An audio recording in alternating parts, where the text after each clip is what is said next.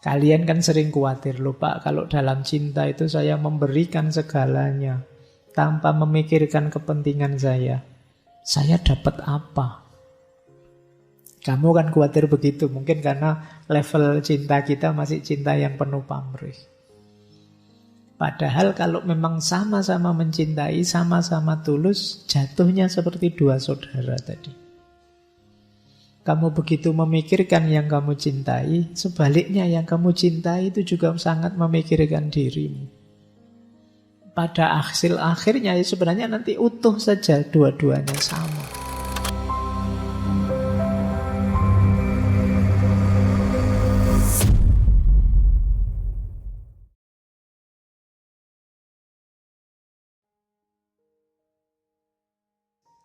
Profil orang yang mencintai, ya kalau di bukunya Anthony de Mello disebut loving heart. Hati yang penuh kasih. Hati yang penuh cinta. Kata beliau, apa sih hati yang penuh kasih itu? Hati yang penuh kasih itu yang peka terhadap keseluruhan kehidupan, terhadap semua orang. Hati yang penuh kasih tidak mengeraskan diri terhadap siapapun atau apapun. Mengeraskan diri itu maksudnya tadi, saya kelompok ini saja cinta, kelompok yang lain saya benci. Itu namanya mengeraskan diri. Semuanya dicintai. Ya, dicintai bukan berarti terus didukung saja, disetujui saja, tidak begitu. Justru karena saya cinta, kalau benar saya dukung, kalau tidak benar ya saya ingatkan. Itulah loving heart. Cinta tidak mengecualikan siapapun sama sekali.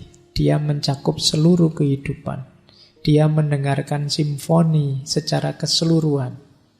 Bukan hanya salah satu alat musiknya. Jadi ini ciri pertama tadi loh, orang mencintai itu seluruhnya. Itulah loving heart. Jadi kalau kalian ngaku jadi pecinta, apalagi yang Muslim itu kan bagian dari proyek besar rahmatan lil alamin, mencintai seluruh semesta. Itu jalannya adalah jiwa kita harus jadi jiwa yang pecinta. Jiwa pecinta itu ya pada apapun mencintai. Pada siapapun mencintai. Meskipun ekspresi dan manifestasinya nanti beda-beda sesuai dengan kondisi dan situasi. Lanjut.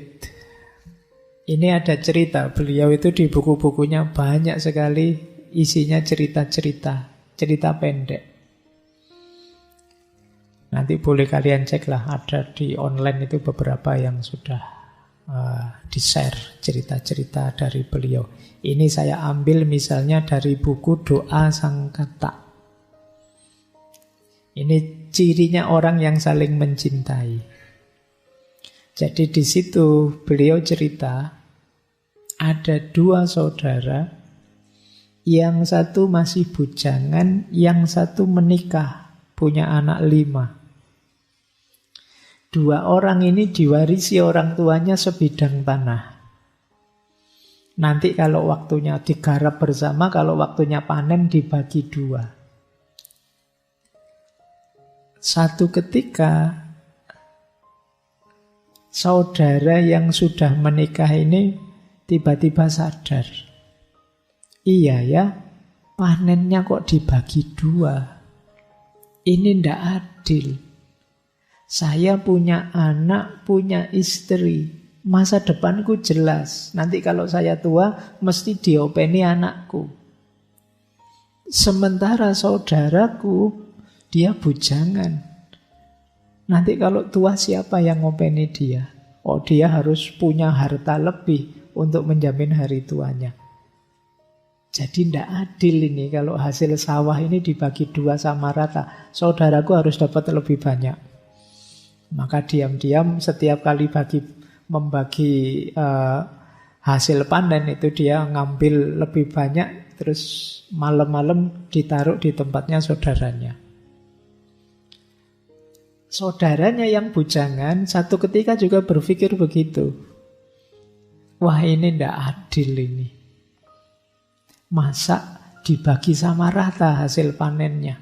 Saya hidup sendirian, sementara saudaraku punya anak, punya istri.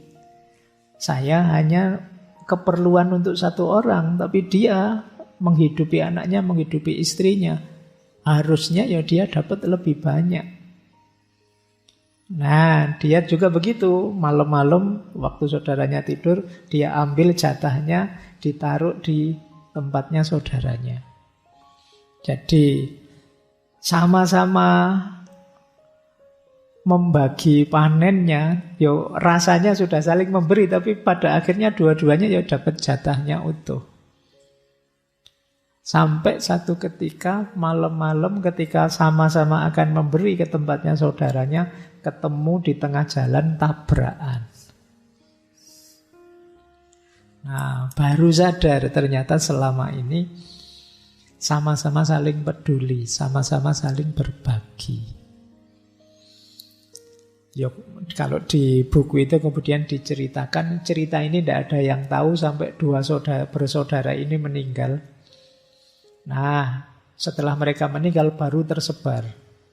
Sampai satu ketika di kota itu akan dibangun kuil, tempat ibadah. Orang-orang bingung, ini enaknya di mana ya tempat ibadah itu yang pas?